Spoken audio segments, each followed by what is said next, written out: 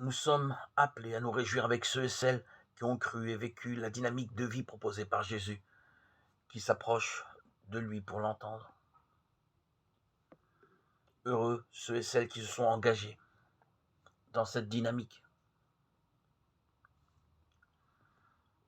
à l'image de la foule que l'Apocalypse de Jean nous fait en contempler, une foule de toutes nations, tribus, peuples et langues, debout devant le trône et devant l'agneau, vêtus de robes blanches avec des palmes à la main. Ils ont témoigné dans l'ordinaire de leur vie de cet appel extraordinaire à prendre résolument le chemin du bonheur à la manière du Christ, à cause du Christ. Oui, heureux, qui ressemble au Christ en se laissant attirer par telle ou telle facette et se met en chemin avec lui.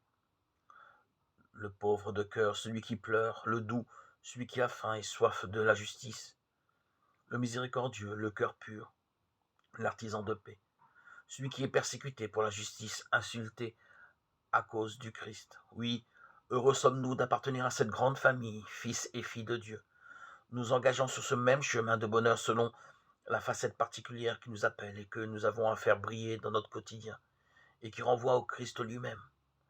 Comment ne pas nous laisser déplacer par cette dynamique de vie? Chercher et trouver dans notre quotidien la trace laissée par l'écoute du Seigneur. Heureux sommes-nous maintenant. Comment découvrir, accueillir, partager cette promesse de bonheur faite par le Seigneur pour moi aujourd'hui? Quelle est la béatitude qui me rejoint et dont je cherche à vivre dans mon quotidien?